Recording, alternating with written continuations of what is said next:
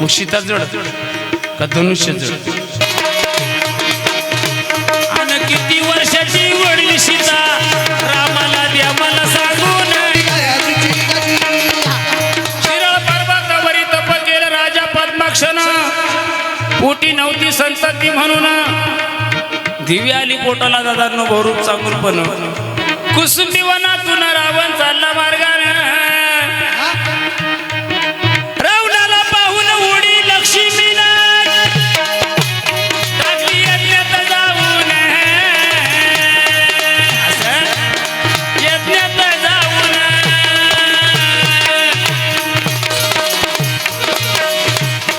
अन रावणानं व यज्ञ उद्वसीला सापडले रत्न.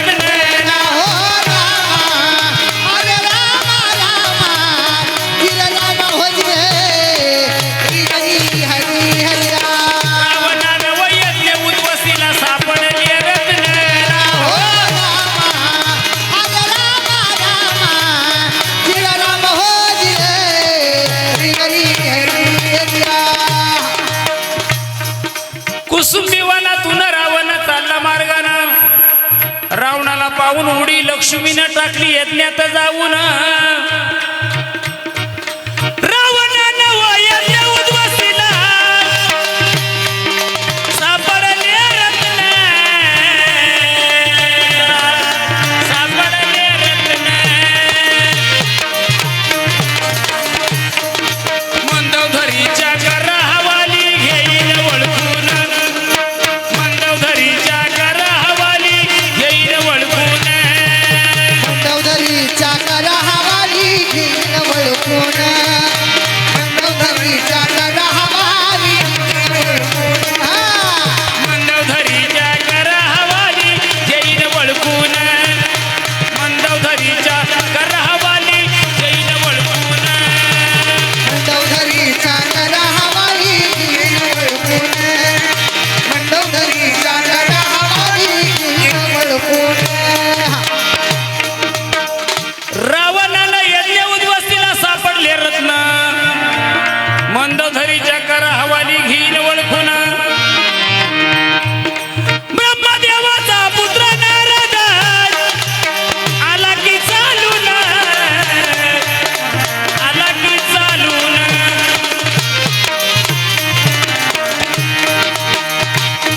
अव ब्रह्मदेवाचा पुत्र नारद आला चालून,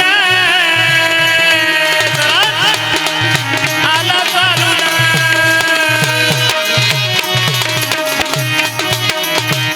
आणि ह्या सीतेचा राम भ्रातर रावणाला टाकीन मारून. हो रामा, हरे रामा रामा, चिर राम होई रे, हरी हरी हरी. पहिली बारी मोठी होत असते तरी थोडं वीस काढून सांगतो म्हणजे लक्षात बसेल. प्रकार काय झाला? शिरळ पर्वतावरी तप केलं राजा पद्माक्षनं, पोटी नव्हती संतती म्हणून. दिवी आली पोटाला बहुरूप चांगुल पण. कुसुंबी वनातून रावण चालला मार्गानं, त्या रावणाला पाहून उडीनं लक्ष्मीनं टाकली यज्ञात जाऊन. रावणानं यज्ञ उद्वसीला सापडले रत्न, मंदोदरीच्या करता हवाली घेईन वळखून. ब्रह्मदेवाचा पुत्र नारद आला चालून. ह्या सीतेचा राम भ्रातर रावणा तुला टाकीन मारून.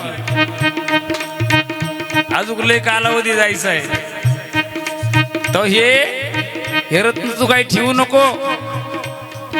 मग परजिल्ह्याच्या पड्याला पिटी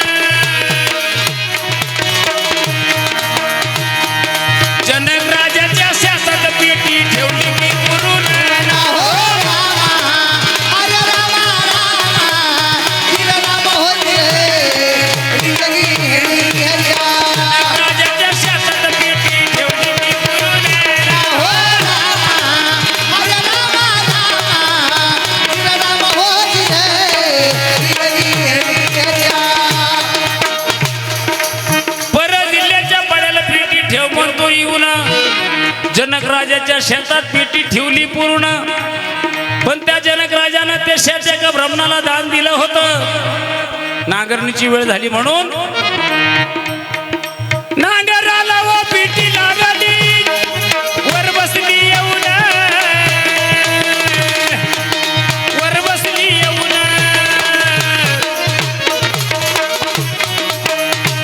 आणि जनक राजाच्या कर हवाली घेईन वळखून. हो रामा हरे रामा रामा श्रीराम होई है हरी हरी हरी राम. राजाच्या कर हवाली घेईन वळखून. हो रामा हरे रामा रामा श्रीराम होई है हरी हरी हरी राम. नांगरणीची वेळ झाली म्हणून त्या ब्राह्मणांनी शेती नांगरायला सुरुवात केली. आणि शेती नांगरत असताना त्या नांगराला पेटी लागली. नांगराला पेटी लागली, वर बसली येऊन. जनक राजाच्या करा हवाली घेईल वळखून. असं म्हटल्याच्या नंतर, कारण ते एका ब्राह्मणाला दान दिलं होतं ते शेत होतं ना, ते शेत एका ब्राह्मणाला दान दिलं. तेव्हा त्या ब्राह्मणाला वाटलं हे काहीतरी जनक राजाचं धन असलं पाहिजे, मग हे जास्त आहे त्याला दिलं पाहिजे. आता त्या काळामध्ये लोक जित होते, ज्याचं होय त्याला आता काही देणार नाही. झोपू नको रे. आता काय कोणी कोणाला कधी तीन भूषण भाऊ देणारच नाही. तर आता सगळे आवरे आपा झाले. आवरे आपा कडी मोती गिराय म्हणून जनक राजाच्या करा हवाली घेईन वळखून. असं म्हणल्याच्या नंतर काय प्रकार झाला पहा. जनक राजानं पेटी उघडली, सापडले रत्न, सापडले रत्न.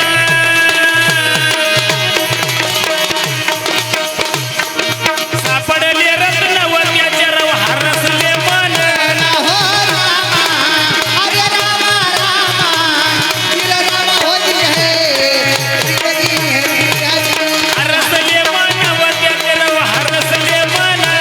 हो रामा हरे रामा रामा श्रीराम होई है हरी हरी हरी. जनक राजानं पेटी उघडली, सापडले रत्न, त्याची हरसले मन. शेता सापडली म्हणून नाव, सीता तिला जाण, सीता तिला जाण.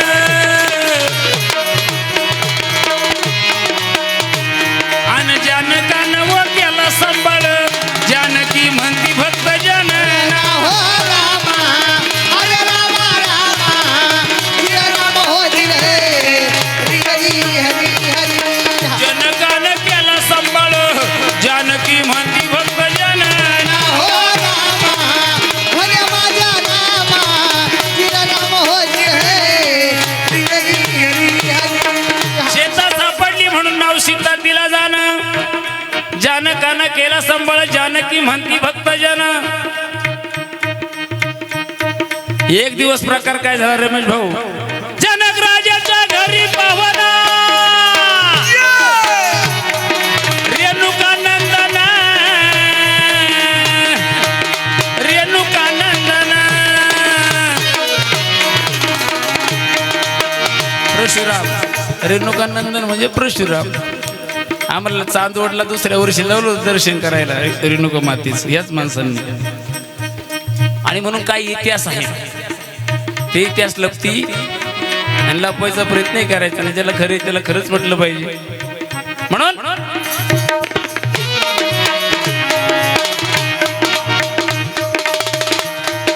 जनक राजाच्या घरी पावना, रेणुका नंदन, रेणुका नंदन.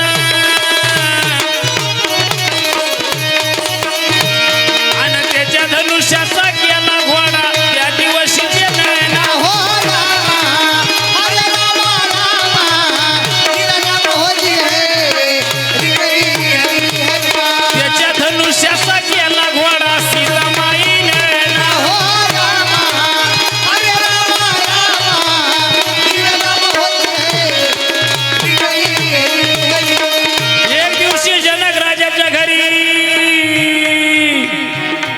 त्रिमुखानंदन परशुराम पाहुणे आले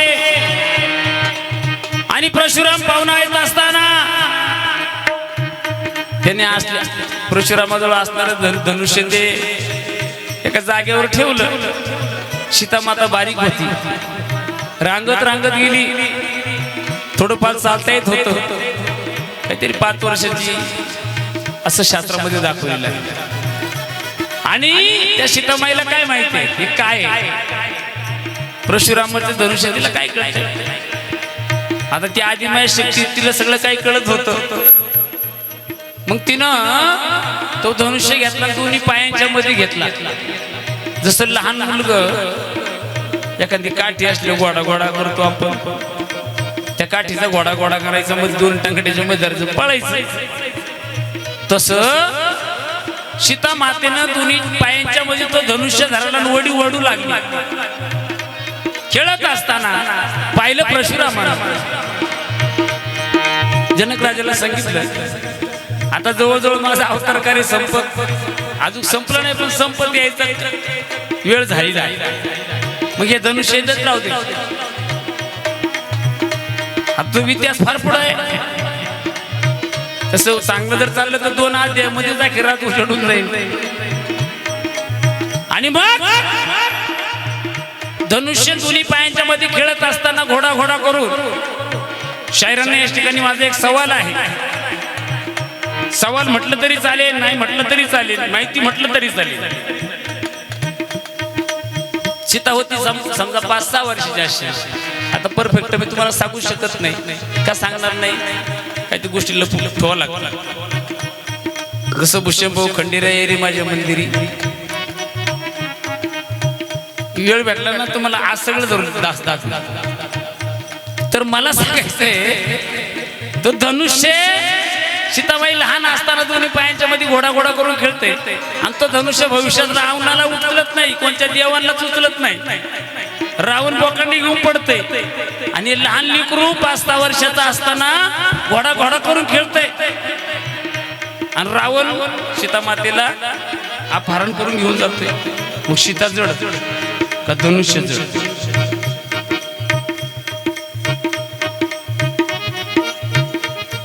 धनुष्य जर जड जड म्हणावं तर सीतामाई घोडा घोडा करून खेळते.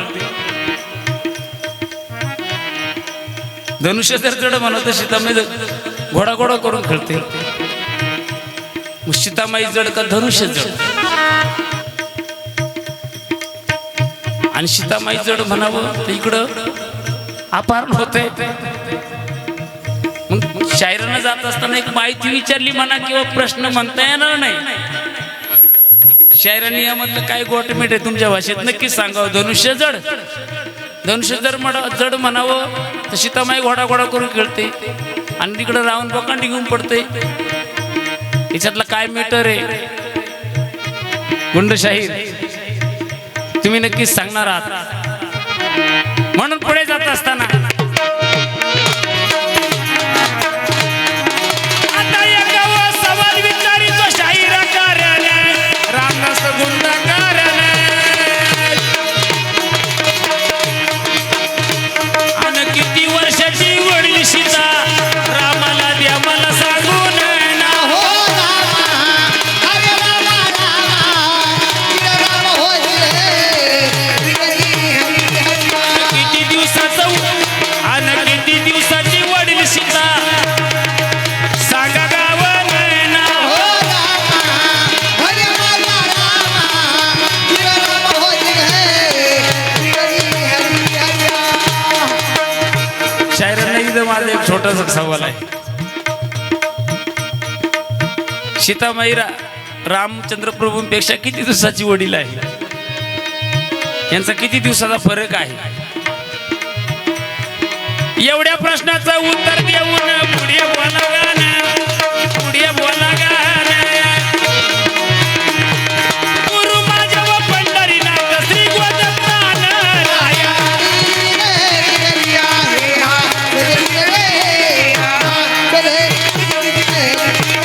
शाहीर दक्षिण गातो सभेला सद्गुरु कृपेनं, सद्गुरु कृपेनं.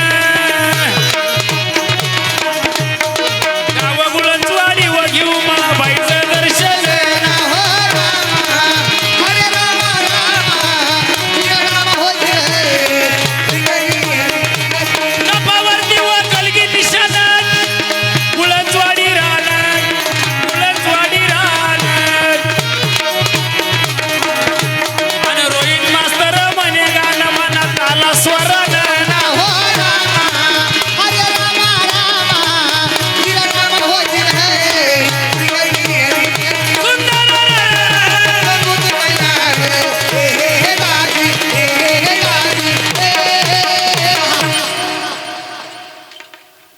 पहिली बारी जरा